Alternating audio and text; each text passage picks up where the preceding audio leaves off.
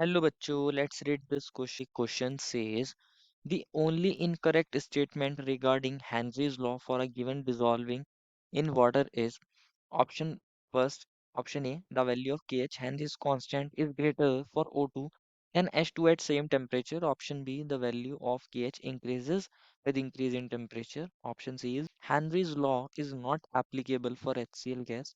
And option D is Henry's law is not applicable when the solubility of gas is very low. बच्चों इस question में पूछा गया है कि हमारे पास कौन सी स्टेटमेंट इनकरेक्ट है अगर हम किसी गैस को क्या कर रहे हैं, डिसॉल्व कर रहे हैं वाटर में।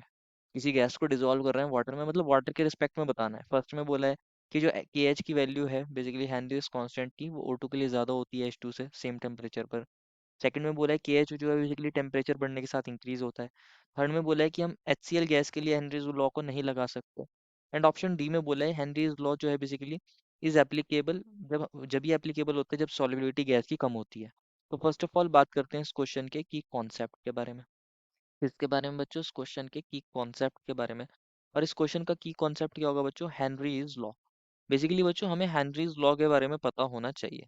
अगर हेनरीज लॉ के बारे में बात करें, बेसिकली ये एक काइंड का रिलेशन प्रोवाइड करता है between the solubility of gas in liquid.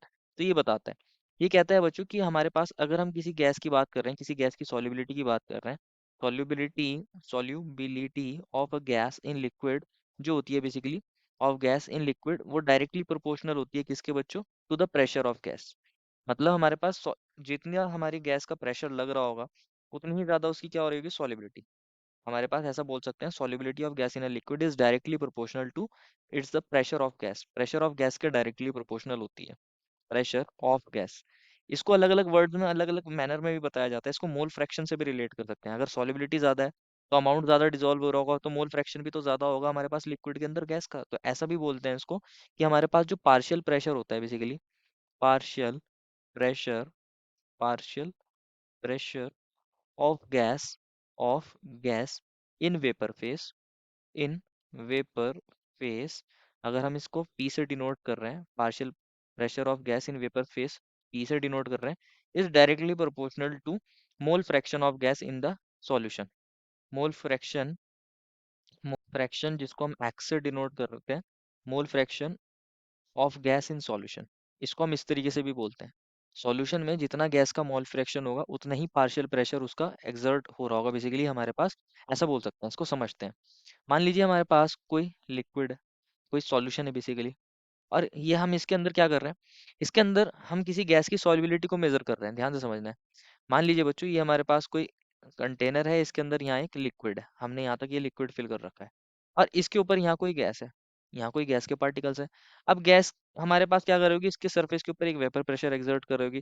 जितना ज्यादा वो वेपर प्रेशर एक्सर्ट कर रही होगी, मान लीजिए हमने इसको इस तरीके से कवर कर दिया है और यहाँ अंदर गैस है, नीचे लिक्विड है, जितना ज्यादा उसका वेपर प्रेशर होगा उतनी ही ज्यादा क्या हो जाएगी? सॉल्युबिलिटी हो जाएगी, उतनी ही ज्यादा वो डिसॉल्व हो रही होगी। तो यही हेनरीज लॉ बोलता है। और अगर हम इसको रिलेट करना चाहें तो हम ऐसा बोल सकते हैं कि जो प्रेशर है वो डायरेक्टली प्रोपोर्शनल है किसके बच्चों? मोल फ्रैक्शन के।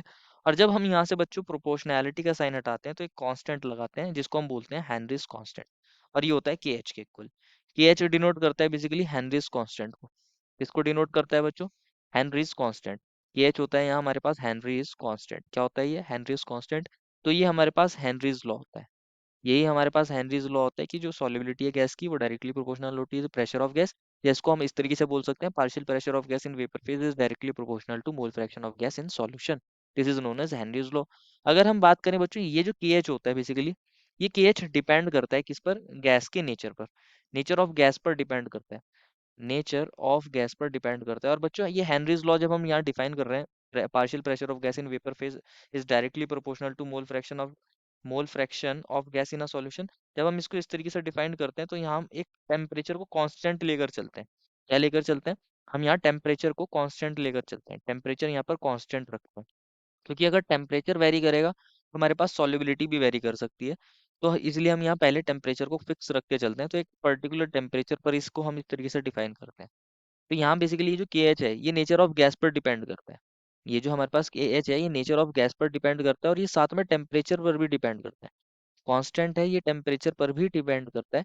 साथ में अलग अलग गैसेस के लिए अलग अलग के एच की वैल्यूज हो सकती है। अलग अलग गैसेस के लिए अलग अलग क्या हो सकती है? के एच की वैल्यूज हो सकती है, डिपेंडिंग कि आप सॉल्वेंट भी कौन सा ले रहे हो। मान लीजिए किसी हमारे पास गैस के लिए एक पर्टिकुलर सॉल्वेंट में केएच की वैल्यू क्या है, एक अलग है, और दूसरे सॉल्वेंट में हमारे पास अलग हो रही है। तो ऐसा बोल सकते हैं कि ये सॉल्वेंट के नेचर पर भी डिपेंड करती है, मतलब कि गैस कितना हमारे पास कौन से सॉल्वेंट के साथ कितना उसमें डिसॉल्व हो रही है, उस चीज पे भी डिपेंड करती है। तो nature of gas, temperature, solvent, इन सब चीजों पे ये केएच डिपेंड करता है बेसिकली। और अगर हम बात करें बच्चों O2 और H2, बोला गया है कि जो ऑप्शन ए में केएच की वैल्यू होती है वो O2 के लिए क्या होती है बच्चों, ज्यादा होती है H2 से एट सेम टेम्परेचर।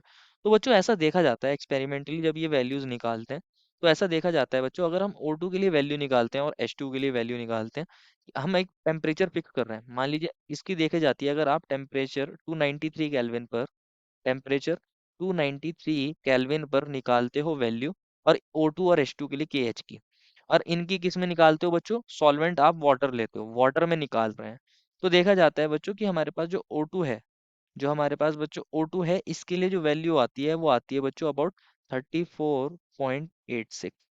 ये किस में आती है, ये आती है बच्चों हमारे पास किलो बार में। और जो हमारे पास हाइड्रोजन है, हाइड्रोजन के लिए वैल्यू आती है 69.16 किलो बार। किलो बार, टेम्परेचर अगर 293 केल्विन कर दिया, वाटर आप यहाँ ले रहे हो, सॉल्वेंट वाटर में चेक कर रहे हो, तो केएच की वैल्यू की बात चल रही है बच्चों, केएच हमारे पास O2 के लिए कितना होता है, 34.86 किलो बार। और हमारे पास जो H2 है, जो हमारे पास हाइड्रोजन है, उसके लिए कितना आ जाता है, ये 69.16 किलो बार। जो अगर आप देख रहे हो तो H2 के लिए ज्यादा होता है, ना कि O2 के लिए। बोला है ऑप्शन में कि O2 के लिए ज्यादा होगा H2 से, तो ये वाली बात बच्चों गलत है, ये वाली बात क्या है, इनकरेक्ट है। और हमसे पूछा भी यही गया था कि इनकरेक्ट कौन सी स्टेटमेंट है, ये वाली स्टेटमेंट इनकरेक्ट है, तो ये हमारा करेक्ट ऑप्शन है। अगर बात करें बच्चों केएच की वैल्यू इंक्रीज होती है टेम्परेचर के साथ, ये वाली बात जो है ऑप्शन बी में जो दी है, ऑप्शन ए की बात कर रहे थे, ऑप्शन बी की बात करते हैं। केएच की वैल्यूज जो होती है बच्चों, ये टेम्परेचर इंक्रीज होने के साथ इंक्रीज हो जाती है। ये टेम्परेचर बढ़ने के साथ ये केएच जो है बेसिकली इंक्रीज होता है, जैसे जैसे टेम्परेचर इंक्रीज होता है।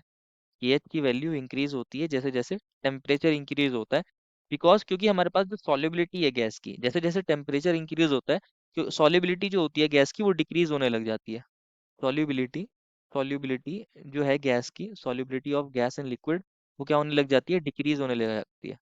Solubility of gas in liquid decrease होने लग जाती है जैसे जैसे टेम्परेचर इंक्रीज होता है, इन लिक्विड डिक्रीजेस, जिसकी वजह से केएच की वैल्यू क्या हो जाती है, इंक्रीज हो जाती है। तो ऑप्शन बी में जो स्टेटमेंट दी है बिल्कुल करेक्ट है, लेकिन पूछा था इनकरेक्ट के बारे में, इसलिए हम इसको कट कर देंगे, ये रॉन्ग ऑप्शन हो गया। थर्ड में बोला है कि Henry's law is not applicable for HCl gas. बच्चों हमारे पास किस में डिजोल्व कर रहे हैं, पहले वाटर में, इसको ध्यान से समझना है, वाटर में सॉलिबिलिटी की बात चल रही है, तो इसको ध्यान से समझना है। एक बात हम समझ लेते हैं बच्चों, ये जो हमारे पास हेनरीज लॉ होता है, ये जो पहले हम समझते हैं, जो हमारे पास ये हेनरीज लॉ होता है बच्चों, ये हमारे पास बच्चों तभी एप्लीकेबल होता है जब हमारे पास सॉलिबिलिटी कैसी हो गैस की, बहुत कम हो।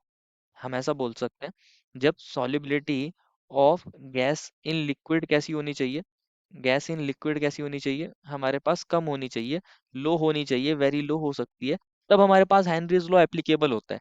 लेकिन अगर हाईली सॉल्युबल गैस हो होंगी बच्चों, highly soluble gases, highly soluble gases जो होती हैं, उन पर हेनरीज लॉ एप्लीकेबल नहीं होता, उन पर हेनरीज लॉ बच्चों एप्लीकेबल नहीं होता। ये हमारे पास तभी एप्लीकेबल होता है जब हमारे पास या तो स्पेरिंगली सॉल्यूबल क्या हो सकती हैं बच्चों, गैसेस हो सकती हैं, या हमारे पास क्या हो सकती हैं बच्चों, हमारे पास यहाँ पे बहुत बहुत कम सॉल्युबिलिटी जिन गैसेस की होती है पर्टिकुलर लिक्विड में, उनके लिए एप्लीकेबल हो सकती है, हाईली सॉल्युबल गैसेस के लिए नहीं एप्लीकेबल होती।